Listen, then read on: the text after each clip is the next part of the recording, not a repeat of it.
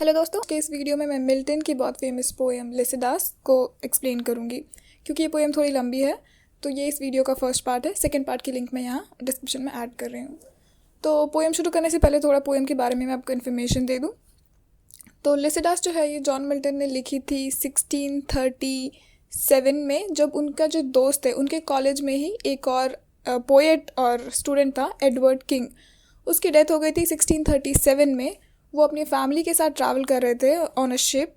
तो वहाँ पे उनका जो शिप है वो डूब गया। और वहाँ पे तो उस वक्त जो मिल्टन थे उन्होंने बोला कि वो भी एक पोएम लिखना चाहते हैं अपने फ्रेंड एडवर्ड किंग के लिए। और 1638 में फिर ये पोएम पब्लिश हुई। तो जो एडवर्ड किंग थे वो खुद भी एक पोएट थे, बट वो बहुत फेमस नहीं थे क्योंकि वो सिर्फ 25 साल के थे जब उनकी डेथ हो गई।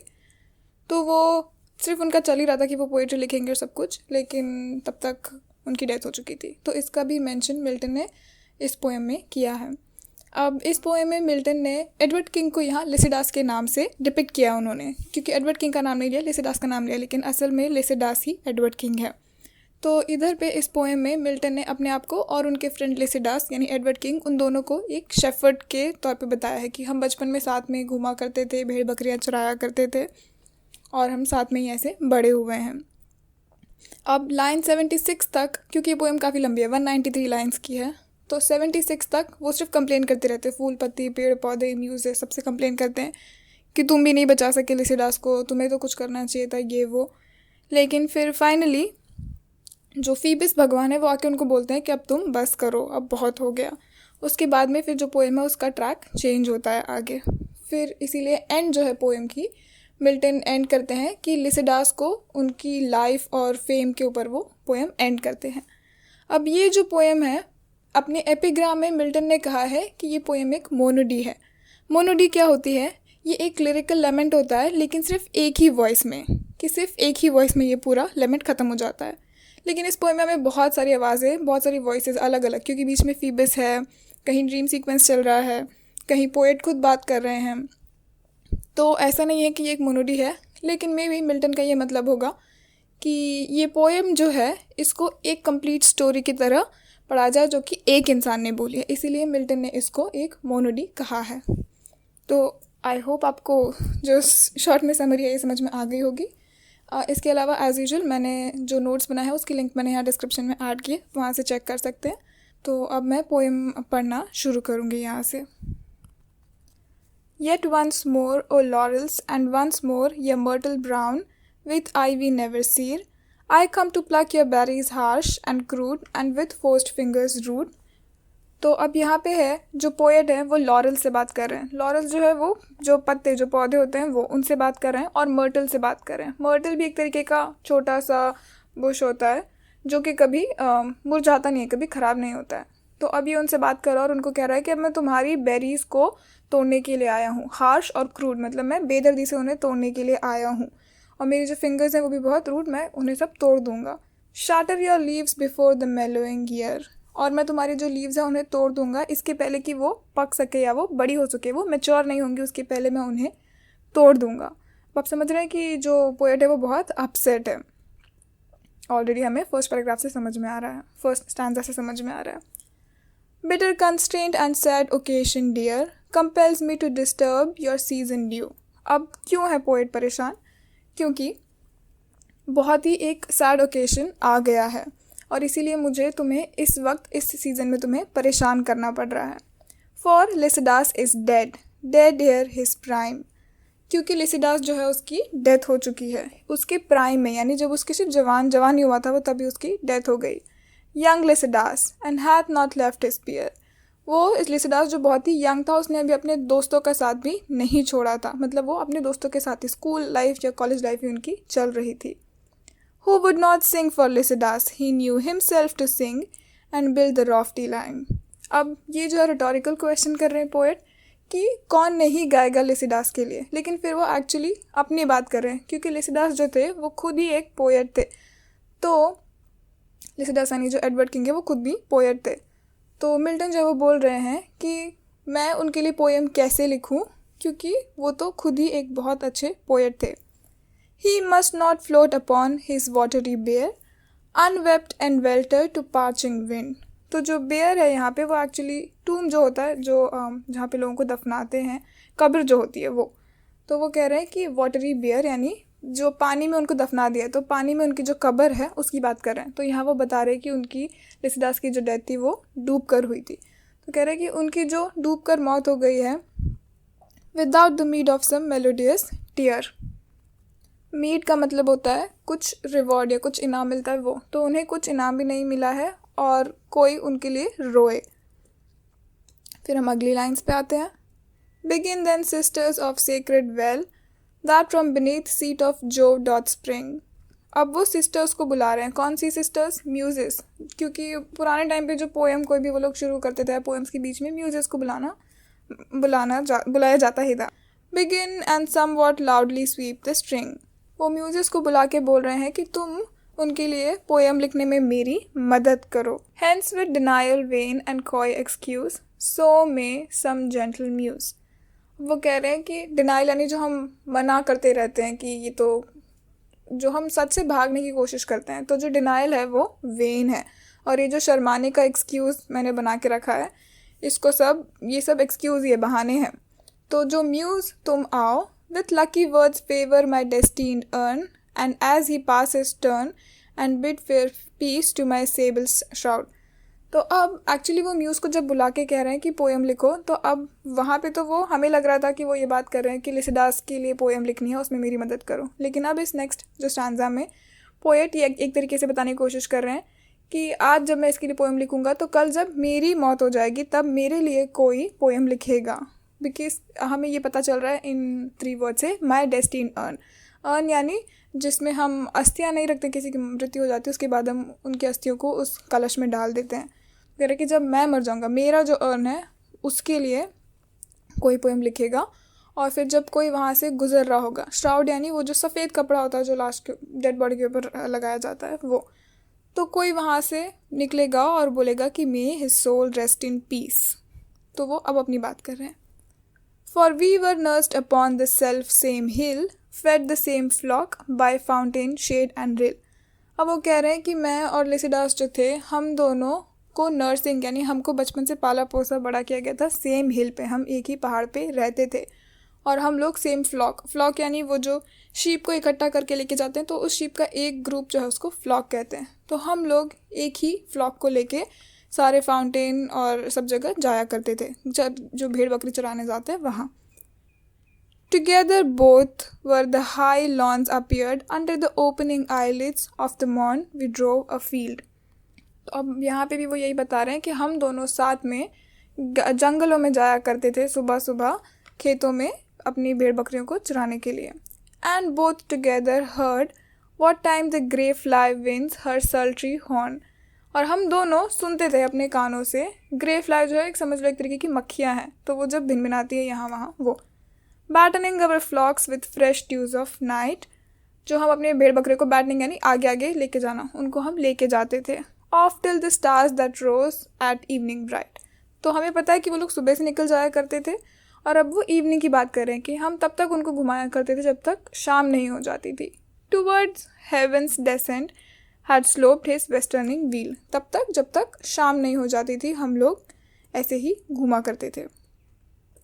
Meanwhile the ruler deities were not mute, tempered to the oaten flute। अब इस स्टैंजा में जो है पोएट ऑलरेडी अपने एक इमेजिनरी वर्ल्ड में जा चुके हैं। यहाँ पे वो बहुत सारे अलग अलग डीटीज़ को बुला रहे हैं, जो मैथोलॉजिकल क्रीचर्स या जो उनके टाइम के भगवान हुआ करते थे उनको बुला रहे हैं। Rough satyrs danced and fawns with cloven heel, from the glad sound would not be absent long, and old Demotias loved to hear our song। जो डेमोटियाज है वो भी हमारा गाना सुन रही है, और ये भी एक लाइक उनके जो गॉड थे पुराने, जो ग्रीक गॉड थे, उनका ही नाम ले रहे हैं वो यहाँ पे भी। But oh the heavy change now thou art gone and never must return. अब क्या कह रहे हैं वो कि ओ ये क्या बदलाव आ गया, अब तुम चले गए हो और अब तुम कभी वापस नहीं आओगे। ध्यान दीजिए कि उन्होंने ये दाउ आर्ट गॉन 2 बार लिखा है, क्योंकि वो इतना शॉक में कि वो इस चीज़ को एक्सेप्ट ही नहीं कर पा रहे हैं कि लिसिडास की डेथ हो गई है। Thee shepherd the woods the desert caves with wild thyme and gathering vine overgrown, and all their echoes मोन। अब ये जो सारे हैं ये सब बहुत दुखी हैं। कौन कौन? जो शेफर्ड है वो दुखी हैं, द वुड्स जो जंगल है वो दुखी हैं, केव्स जो गुफाएं हैं वो भी दुखी हैं, और जो केव्स में अंदर जो उग जाती है थाइम वो सब भी बहुत दुखी है। हर कोई रो रहा है, मोर्न कर रहा है आपके लिए। The willows and the hazel copses green shall now no more be seen. जो विलोज है और जो ग्रीन कलर के हेजल्स है वो भी अब दिखाई नहीं देंगे। Fanning their joyous leaves to thy soft lays. क्योंकि अब वो भी जो है अपनी पत्तियों को नहीं हिला रहे हैं, क्योंकि ऐसा है कि ले जो है वो एक तरीके की पोयम होती है, तो ले के रिदम में मोस्टली वो अपनी पत्तियों को हिलाया करते थे ये पौधे, लेकिन अब वो भी अपनी पत्तियों को नहीं हिला रहे हैं क्योंकि वो आपकी मौत पे इतना दुख मना रहे हैं। As killing as the canker to the rose. अब रोज़ को अगर एक बीमारी होती है कैंकर, रोज़ का जो पौधा है उसको, तो उसकी मौत हो जाती है। तो यहाँ पे इस स्टैंजा में उन्होंने सारी बुरी चीज़ों को से कंपेयर किया है कि आपकी मौत कैसे किसकी इक्विवेलेंट है, तो वो जैसे कि रोज़ को कैंकर की बीमारी हो जाए। और taint worm to the weanling herds that graze, या फिर जो गाय के बछड़े होते हैं उनको अगर वॉर्म जो है ये उनकी बॉडी के अंदर उगने लगे तो उनकी भी मौत हो जाती है, टेंट वॉर्म। तो वैसे ही और frost to the flower that their gay wardrobe wear when the first white thorn blows. या फिर मान लो जो नन्हे फूल होते हैं उगने से पहले अगर उनके ऊपर फ्रॉस्ट यानी बर्फ़ गिर जाए तो वो भी नहीं उग पाएंगे, वो वहीं मर जाएंगे। Such Lycidas thy loss to shepherd's ear. और वैसे ही लिसिडास तुम्हारा भी लॉस हम सब के लिए वैसा ही है, तुम्हारा जाना हमारे लिए उतना ही बुरा है, जैसे इन सब चीज़ों का उन्होंने कंपैरिजन किया है, मेटाफर्स। अब इस लाइन से वो अब कुछ नया करेंगे, अब देखते हैं आगे। Where were ye nymphs when the remorseless deep closed over the head of your loved Lycidas?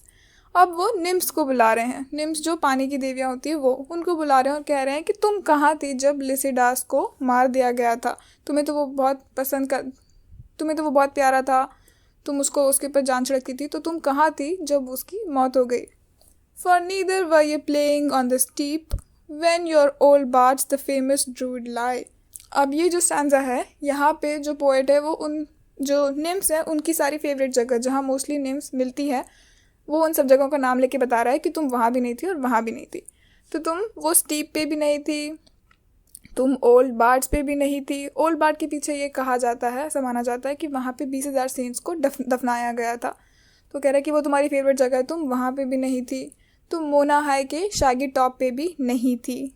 और तुम कहाँ नहीं थी? Nor yet where Deva spreads her wizard stream. और तुम इधर पे भी नहीं थी। I fondly dream had you been there for what could that have done. अब वो अभी तक तो उनको ब्लेम कर रहा था, तुमने उसको बचाया क्यों नहीं, तुम वहाँ पे क्यों नहीं थी। अब यहाँ से वो कह रहा है कि लेकिन अब मैं सोच रहा हूँ कि अगर तुम होती भी वहाँ पे तो तुम क्या ही कर लेती, right. What could the muse herself that Orpheus bore, that muse herself for her enchanting son, whom universal nature did lament। जो म्यूज़ है, बहुत सारे म्यूजेस होते हैं, उसमें से एक है ऑर्फियस। ऑर्फियस का जो बेटा था उसके सामने मारा गया लेकिन वो कुछ भी नहीं कर पाई। वो कह रहा है कि जो म्यूज़ अपने ही बेटे को नहीं बचा पाई, वो स्पेसिफिकली ऑर्फियस की बात कर रहे हैं, जो अपने बेटे को ही नहीं बचा पाए, जिसके लिए कि पूरा यूनिवर्स जो है बहुत दुखी था। Whom universal nature did lament, फिर भी वो उसको बचा नहीं पाई। When by the route that made the hideous roar, his gory visage down the stream was sent, down the swift Herbus to the Lesbian shore। तो वो कह रहा है कि जब तुम अपने ही बेटे को नहीं बचा पाई तो तुम लिसिडास को तो कैसे ही बचा पाती। अब यहाँ पे वो एग्जाम्पल दे के बता रहे हैं कि एंशिएंट ग्रीक में जो रिवर थी, ग्रीक आइलैंड के पास में एक रिवर थी लेस्बोस, उसके लेस्बियन शोर की वो यहाँ पे बात कर रहे हैं। अब आते हैं हम नेक्स्ट स्टैंजा पे। A last word boots it with incessant care to tend the homely slighted shepherd's trade and strictly meditate the thankless muse। अब इधर पे जो पोएट है वो कह रहा है, बूट्स यानी फ़ायदा होता है, ठीक है। तो पोएट है वो कह रहा है कि अलास फ़ायदा क्या है ऐसे शेफर्ड की लाइफ जीने का जहाँ पे हमें कोई भी फ़ायदा नहीं है, कुछ भी फ़ायदा नहीं है। Were it not better done as other use to sport with Amaryllis in the shade or with the tangle of Neira's hair। वो कह रहा है कि इससे अच्छा ये नहीं होता कि मैं किसी पौधे की शेड में, जो स्पेसिफिक उन्होंने एमरिलिस पौधा उसकी बात की, कि उसकी शेड में मैं बैठा रहता और जो नीरा है उसके बालों में जो टैंगल्स है, जो बाल हमारे उलझ जाते हैं, उसको मैं सुलझाता। जो नीरा है वो भी एक तरीके की निम्फ है, तो उसके बाल हमेशा उलझे रहते हैं, मैं उनको सुलझाता। Fame is the spur that the clear spirit doth raise, the last infirmity of noble mind to scorn delights and live laborious days. अब यहाँ पे सडनली वो फेम की बात कर रहे हैं कि जो हम बोलते हैं कि हमारा नाम होना चाहिए सब जगह, तो उसकी बात कर रहे हैं। और वो कह रहे हैं कि जो फेम है वो हमारे स्पिरिट को, हमारी आत्माओं को कुछ करने के लिए रेस करता है कि चलो फेम पाने के लिए हम कुछ करेंगे, और इसीलिए हम मेहनत करते रहते हैं। Live our lives in laborious days, हम पूरे ज़िंदगी भर मेहनत करते रहते हैं कि हमारा कहीं कुछ नाम होगा। But the fair guerdon when we hope to find and think to burst out into sudden blaze comes the blind fury, the board shears and slits the thin spun life. लेकिन फाइनली जब हमें लगता है कि अब हमने कुछ कर लिया है, कुछ पा लिया है, हम थोड़ा, हमारा फेम हमें मिल गया है, उस वक्त क्या होता है कि मौत हमारे पास आ जाती है और हमारी ज़िंदगी के जो धागे उनको काट देती है। Comes the blind fury जो यहाँ पे वो मौत आके हमारे धागों को काट देती है। Slits the thin spun life, जो ज़िंदगी का धागा उसे काट देती है। But not the praise, Phoebus replied and touched my trembling ears. अब यहाँ तक क्योंकि वो सब पे गुस्सा कर रहा है, चिल्ला रहा है पोएट की, क्यों तुमने लिसिडास को मरने दिया। इसीलिए जो फीबस भगवान है वो आए और उन्होंने इस पोएम में अब उन्होंने एंट्री ली और उन्होंने जो है लिसिडास को समझाया।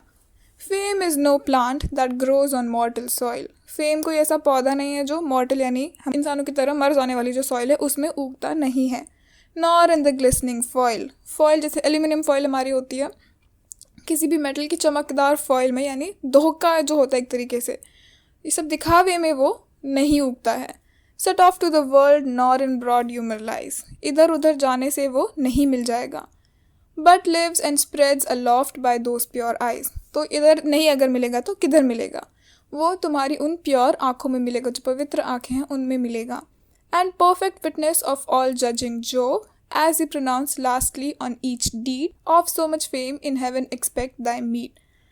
अब वो कह रहे हैं कि वो कहाँ उगता है, वो हेवन में उगेगा अगर जोव जो है वो उसे अलाउ कर देगा। अगर जोव ने बोला कि तुम्हारे काम अच्छे हैं तो फिर वो वहाँ पे उसे उगने देगा, वो एक ट्री या प्लांट की तरह उगेगा। O fountain Arethuse and thou honoured flood, smooth sliding Mincius crowned with vocal reeds, that strain I heard was a higher mood. अब यहाँ पे जो है पोएट कह रहा है कि अभी तक मैंने ये सारे, पहले तो उन्होंने ये सब जो ग्रीक मैथोलॉजिकल भगवान थे उनके सबके नाम लिया और फिर उन्होंने बोला कि अभी जो मैंने इतनी सारी बातें बोल दी है ये मैंने एक हायर मूड में बोल दी हैं, ये एक्चुअली एक पास्टरल पोएम को सूट नहीं करती है। तो वो थर्ड लाइन में उन्होंने यही बोला है। But now my oat proceeds and listens to the herald of the sea that came in Neptune's plea, he asked the wave and asked the fallen winds, what hard mishap had doomed this gentle swain? अब ओट जो है यहाँ पे वो एक तरीके का musical instrument है। तो जो भगवान है, जो पानी के भगवान है, वो आए नेपच्यून के पास, वो जो नेपच्यून है वो आए और उन्होंने पूछा, उन्होंने वेव से पूछा, क्यों, क्योंकि तब से जो है ये मिल्टन कंप्लेन कर रहा है कि ये भी तुमने भी सुना नहीं, किसी ने सुना नहीं और लिसिडास मर गया। तो अब जो है वो भगवान नेपच्यून वो आके वेव से पूछ रहे हैं, वेव्स को उन्होंने पूछा और जो फेलन विंड्स है, विंड्स उन्होंने पूछा कि बताओ इस तुमने ऐसा बुरा काम क्यों किया या ऐसे क्यों, जो भी कुछ हुआ ये क्यों हुआ। And question every gust of rugged wings, और उन्होंने हर रग्ड विंग्स को भी पूछा। That blows from each beaked promontory that they knew not of his story, उन्होंने सबको पूछा लेकिन उन्होंने उनमें से किसी को भी इस कहानी के बारे में नहीं पता था। And sage Hippotades their answer bring, और फिर जो सेज है ये उनका आंसर लेके आते हैं। That not a blast was from the dungeon strayed, the air was calm and on the level brine, sleek Panope with all her sister played. जो सेज है वो बता रहा है कि जो हवा थी वो भी शांत थी और जो पानी था वो भी सब शांत था, तो हमको किसी को नहीं पता है कि ऐसा क्यों हुआ। It was that fatal and perfidious bark, built in the eclipse and rigged with curse dark, that sunk so low that sacred head of thine. अब वो क्या कह रहे हैं, वो कह रहे हैं कि निम्फ की गलती नहीं थी, पानी की गलती नहीं थी, हवा की गलती नहीं थी, गलती किसकी थी, वो पेरिफियस बार्क यानी कि वो धोखेबाज बार्क, वो शिप की बात कर रहे हैं, उस बोट की बात कर रहे हैं जिसमें लिसिडास की डूब के मौत हो गई। इनमें से किसी की गलती नहीं थी, वो सारी गलती थी उस बार्क की। क्यों, क्योंकि वो बहुत ही बुरे वक्त में बनाया गया था। इक्लिप्स जो हम बोलते हैं ग्रहण का टाइम होता है, वो ग्रहण के टाइम पे बनाया गया था, इसीलिए वो डूब गया। Next came his reverend sire, went footing slow, his mantle hairy and his bonnet sage, inwrought with figures dim and on the edge, like to the sanguine flower inscribed with woo. Ah, who reft my dearest pledge. तो अब वापस यहाँ पे Greek mythology की बात चल रही है। हेसिंथ के जो फूल होते हैं, अब हेसिंथ की पीछे स्टोरी ये है कि हेसिंथ जो था वो बहुत यंग लड़का था और वो एक बार अपोलो के साथ खेल रहा था, लेकिन गलती से अपोलो से उसकी मौत हो गई, उन्होंने उसको मार दिया। तो इसीलिए उसका खून जहाँ गिरा वहाँ पे हेसिंथ के फूल जो थे वो उगे। तो अब वहाँ पे उनको उस फूल को वो बुला के एक्चुअली बता रहे हैं कि कितनी दुख भरी बात हुई। उसका बुलाना मतलब ऑब्वियसली कुछ दुख भरा हुआ ऐसा। मैं ये जो है वीडियो, मैं इसका फर्स्ट पार्ट यहीं पे ख़त्म कर रही हूँ। सेकंड पार्ट की लिंक मैंने डिस्क्रिप्शन में डाली है, आप वहाँ से चेक करिए।